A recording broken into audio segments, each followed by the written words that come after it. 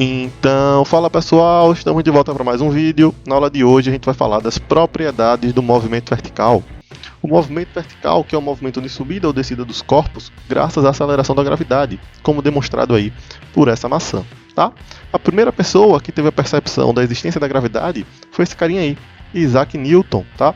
Conta a história que Isaac Newton estava lendo um livro embaixo de uma macieira quando uma maçã se desprendeu e caiu sobre sua cabeça. Foi nesse momento em que Newton teve a percepção de que existia a gravidade, tá bom? E eu vou estar deixando aqui um link com a aula completa sobre movimento vertical, já que o intuito desse vídeo é falar apenas das propriedades desse movimento. Ok? Então, vamos lá. Antes de mais nada, vamos lembrar que a gente vai considerar que o campo gravitacional da Terra ele é uniforme, ok? E que o movimento é livre, ou seja, sem a resistência do ar. Bom, então vamos lá. A primeira propriedade diz que corpos abandonados no mesmo local e na mesma altura em relação ao solo demoram o mesmo intervalo de tempo para chegar ao solo, não importando suas massas. Ou seja, a primeira propriedade diz que a massa dos corpos não influencia no movimento vertical. Esses corpos irão gastar o mesmo tempo para realizar o mesmo movimento, tá bom? Isso, claro, desprezando a resistência do ar, como a gente falou, tá? Aqui, ó, na imagem da esquerda, a gente tem um guardanapo e uma bolinha de tênis que estão realizando um movimento vertical de descida. A gente vê que a bola cai mais rápido do que o guardanapo. Isso se deve ao formato diferente dos corpos. Esse formato vai fazer com que a influência do ar no movimento seja diferente para esses corpos, tá? Então a bolinha, como tem o formato esférico, a influência do ar sobre ela é de uma forma. O guardanapo, quando tem esse formato mais quadrado, retangular, a influência do ar é diferente. Já na imagem à direita, o guardanapo é amassado de forma que fique do mesmo formato da bolinha. E aí, ó, a gente percebe pelas imagens que eles chegam ao solo juntos, ou seja, ao mesmo tempo, como garante a primeira propriedade. Bom, então não é a massa dos corpos que vai fazer diferença no movimento de descida, tá? Então, o guardanapo e a bolinha com massas diferentes chegam ao solo juntas quando não há resistência do ar ou quando a resistência do ar é igual para esses corpos, ok? A segunda propriedade diz o seguinte, que na altura máxima a velocidade é nula. E isso se deve à aceleração da gravidade ser sempre direcionada para baixo. A gente sabe, né, que a gravidade puxa os corpos para baixo. Isso faz com que em movimentos de subida a velocidade seja reduzida. Dessa forma, quando lançamos um objeto para cima, ele vai perdendo velocidade até chegar no ponto em que sua velocidade se anula.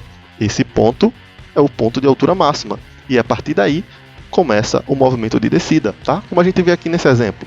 Quando a gente lança um objeto para cima com a velocidade inicial de 30 metros por segundo, à medida que o tempo vai passando, sua velocidade vai sendo reduzida.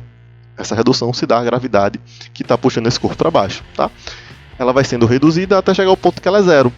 Quando a velocidade se anula, significa dizer que esse corpo não sobe mais, ou seja, esse ponto é o ponto de máxima altura. Portanto, na altura máxima, a velocidade é zero.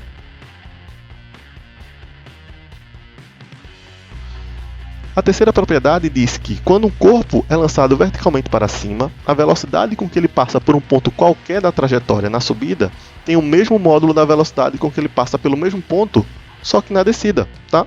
Se um objeto for lançado verticalmente para cima, ele chegará de volta à posição inicial com a velocidade de modo igual à velocidade de lançamento. É o que a gente observa aqui nessa imagem. Se você lança, por exemplo, um objeto para cima com a velocidade de 20 metros por segundo, no movimento de subida, como a gravidade é para baixo, essa velocidade vai sendo reduzida até o momento que a velocidade se anula, né? Ele chega na altura máxima, como a gente viu, e a partir daí ele inicia o movimento de descida. Na descida, como a gravidade é para baixo, a gravidade faz com que a velocidade aumente, e aí quando o objeto retornar ao mesmo ponto de onde ele partiu, ele vai ter a mesma velocidade, tá? É isso que torna muito perigoso quando um policial ou um bandido dá um disparo para cima com arma de fogo, né?